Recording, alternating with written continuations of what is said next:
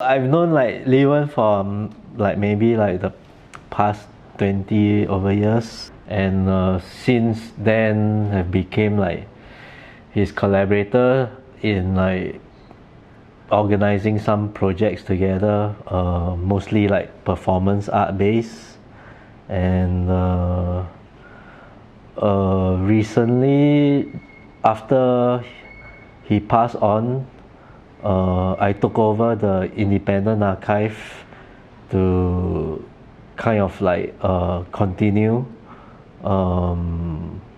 what we sort of like believe or like have been like discussing and trying to do in the past few years, and yeah, I think that's about it. Yeah. I've been in this flat, this wonderful place in Whampoa for 25 years. And I came to Whampoa in January '82, so basically not even a year, not a full year after I arrived. So somehow Whampoa has been really at the heart of my life throughout those 40 years in Singapore. So this is about me and what I am, and now about my relationship with Lee Wen. Can't remember exactly how, when we met. It's like sometime in the early 90s, within the context of some artist village events, I guess. So this piece of work that I collected from Lee Wen, I think I didn't see him make it, but it was like one of those like days when I was like hanging out with him, and also like with Vincent Liao and Jason Lim, and they were like sharing the studio at the Oxford Road, and I think his wife came over from Japan to visit. Satoko came over to visit, and they went to like they like all this like nature kind of thing. So one day they went to like forage some wood, and then because Satoko has a background in like sculpture, she actually sculpts. So I think they made this. There is actually two pieces. One piece is actually at the Independent Archive. Oh, you still have one piece? And then the other piece is with me, which we exchanged. So this piece that we exchanged is actually, he called it the boxer, and then after more discussion with him, right, I found out that actually it's a monkey, because the sculpture has like an indication of a tail that shows that it's a monkey. The boxer, is it something in relation with the work he did, the photographic work he did? It might be, because the one where he's kind of like punching himself. Yeah, he has this like work where he sew like two. Yeah, at some point he did those two boxing gloves together, right? Yeah.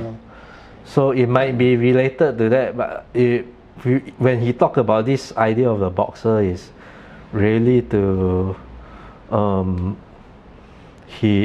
think he had this desire to like be how to say, like intellectually equipped, and always loving to like spar with like his like artist peers, you know, in terms of ideas, or like you know, talking about ideas, or like yeah, I mean, that's one discussing philosophy and stuff like that. Exactly. So his idea of the fighter, the boxer, is that. So I assume that that piece of work is actually done in that in that meaning, yeah.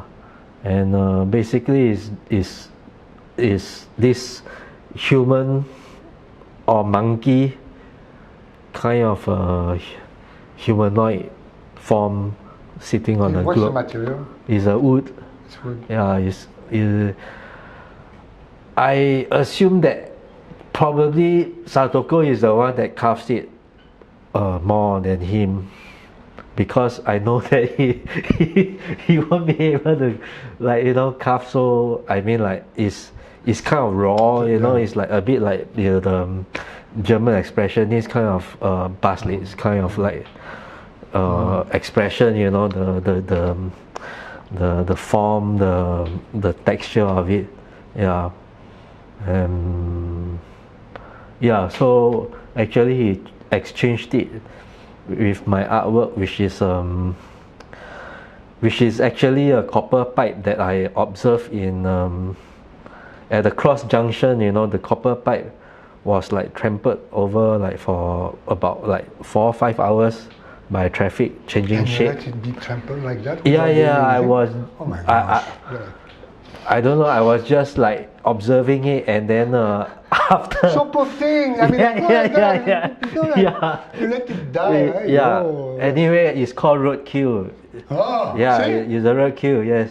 And then I picked it up after like 5 hours, and yeah, and then I brought it back home. It's about time. Yeah, my studio to like polish it. And then one day he saw me like, because I took many days to like polish it, and then he saw me, and then he asked me, what is this work actually? Say, oh, this is actually a piece of, it's called a roadkill lah, and I picked it up from that time I was sharing the studio with Juliana Yasin at what's that road, Paruma Road.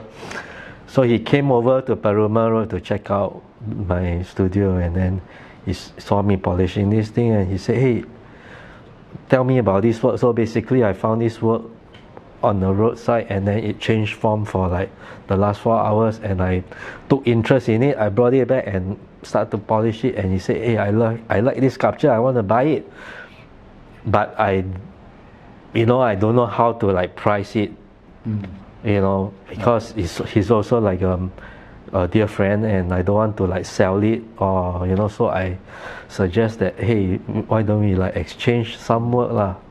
Yeah, like, so actually I always have this impression of that, the sculpture that he made, and I said, I want that piece of work lah, we can exchange, since it's like, you know, mine is also like kind of a sculptural work, but it's a found object. Yeah.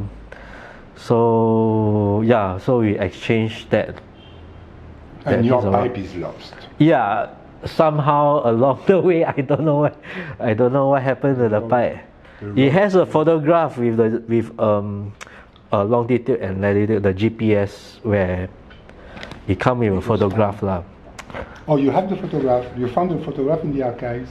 No, I think I have a digital copy of the photograph, but the actual artwork is photograph that indicate the position, the location where it's found, and the pipe itself. Yeah. So, but of course, you know, because it looked like a flattened pipe, right? So it might be mistaken as some kind of rubbish? Yeah, rubbish, non-essential. Right? No, non-essential item that can be discarded with no second thought. But I mean, like, at least recycle it lah. It's copper. You know what I mean? I don't know. It was probably repurpose it by a Kalanguni, and come on. Even though it's like now it's like melted. Somewhere. Right? It's part of a battery somewhere. Yeah, maybe it's in your computer. No. Yeah. So. Oh, that's why my computer behaving so strangely. Yeah. Now I understand. Yeah. Okay. So, how about this one? So mine is purchase.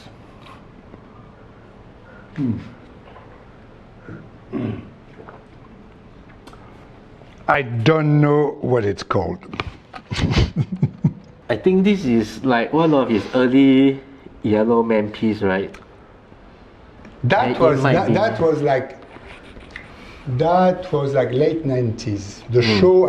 You had the show. You had the date, Susanna. She had the date of the. She gave the date of the second. It was the second show in Theatre Works.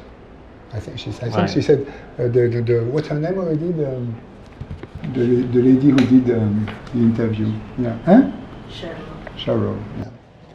Yeah. Yeah. She said it was the second show with Theatre Works. So the story of that piece which I certainly value dearly, although I think that somehow the kind of like disintegrating, I think it fits it, don't you think? Huh? I wouldn't want to change it for the exhibition, actually, you know. Because what's very interesting is that this is like really turning bad. The work remains pristine. Yeah, correct. The work is not affected by the fungus, blah, blah, blah, blah. And this is like for 20 years now, for more than 20 years. So I think it's quite meaningful how this is like really turning bad and the work is remaining pristine.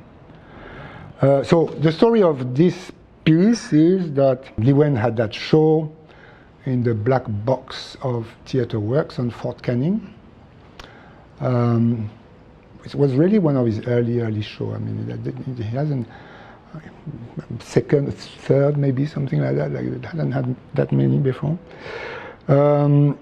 And so we bought one piece each of us. We bought one piece each. He bought one piece where it's yellow. It's all yellow men actually. And that whole series is the yellow men doing performances in. I think this is in India. Because by then he had started traveling as the yellow man quite a bit already. I remember there's a series of painting that is done in the same time. Same time in India. As this, or after his residency.